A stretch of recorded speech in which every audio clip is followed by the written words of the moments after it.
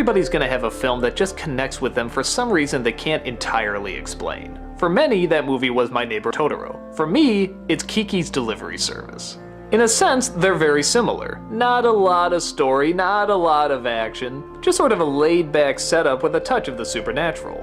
But for some reason, this really grabbed me and hooked me a lot more than My Neighbor Totoro did. And that's especially impressive when you're given the age that I saw it.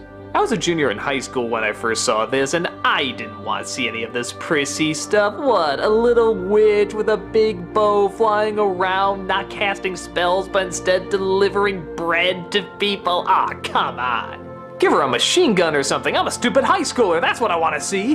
But even with that prejudice going in, I saw this on TV and surprisingly kept watching it.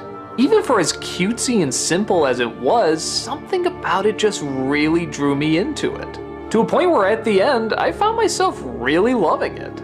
The story centers around Kiki, of course, played by Kirsten Dunst. She's excited because she's at the age where witches can set off on their own and try to find their own identity. They leave the family, find a place to live, and try to see if they can work in the real world.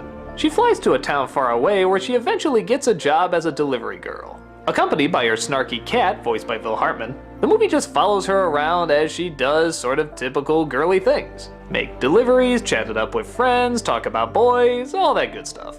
And once again, that's kind of all there is to it, just watching the simple life of this little witch. I really love how Miyazaki's worlds are just so accepting of these fantastic supernatural elements. They just live in a world where witches are normal. Okay, whatever, there's a witch flying around. Hi, how you doing? But at the same time, they still ask her questions and want to know things about her. It gives a very clear understanding of how they're accepted in this world. Kirsten Dunst is absolutely perfect as Kiki. It never feels forced, it never feels like she's playing the role too young or too old. It seems like the perfect age. All the side actors are great too. The only one I might have an issue with is Phil Hartman as the cat. I don't know, it's not bad, but there's always something about his cynical sense of humor where you're not sure if he's really taking the role seriously or not. A lot of people can find that even funnier, but I don't know, sometimes it seems a touch off-putting to me, but then again, that's also kind of the character, so I'm up in the air about it, but it doesn't distract too much for me. I can see how people would enjoy him. Your room is nice, but let's take your mother's. You're no help. If I did have a problem, it's once again kind of like My Neighbor Totoro, there's kind of a forced climax at the end.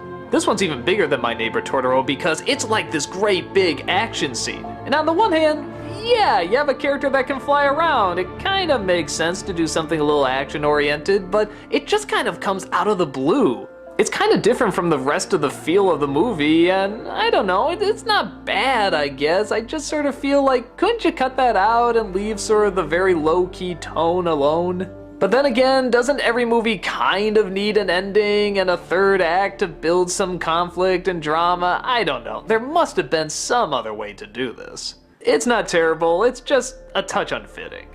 But the rest of the film, like I said, is just enjoying the very simple but likable life of this little girl. You get to know the town, you get to know the neighbors and the side characters, and of course, she gets to fly around. And the flying shots are wonderful. I don't know what it is, but something about the way Japanese animation does flying scenes, they're very well done. There's not even any CG used here, and yet somehow you really feel like she's in the air. Something about the angles and the movement they get, I'm not sure what the magic formula is, but they got it nailed.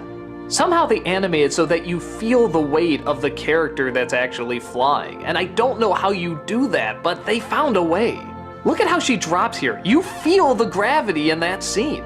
Like I said, I'm not entirely sure why I like this one more than My Neighbor Totoro, but something about it really did grab me.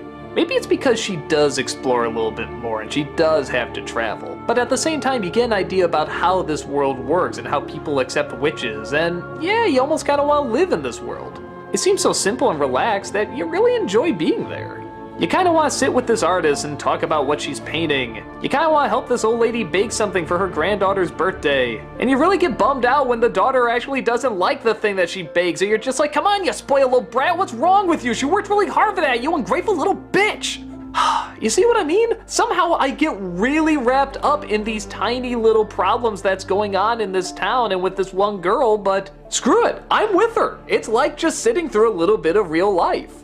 and yet somehow with this supernatural character. It's such a weird combo, but for whatever reason, it really works. I can't even think of any other words to describe it except delightful. It's just friggin' delightful.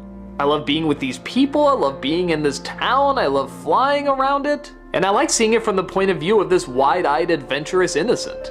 She's just friggin' adorable. I love it when she gets a package delivered. I love it when she gives that one chef a hug for making that little delivery sign out of bread. I love it when she laughs when they almost got killed riding that weird fan bike thing with that weird inventor boy, and just, I can't help it. It's just irresistible.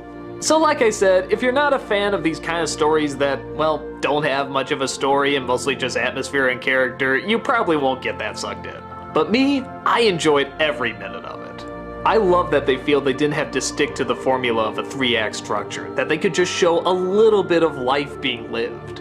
Sometimes just experiencing what somebody is going through is more exciting than being told what they're going through. You get more sucked into a world when it feels more real, and reality doesn't always have these 3-act structures or these clever lines. Sometimes it's just a little bit of life playing its way. Films like Bambi, Winnie the Pooh, Christmas Story, The Sandlot, they all knew that, and I think Kiki does too. For me, it was the perfect little adventure that made my appreciation of Miyazaki a lot bigger.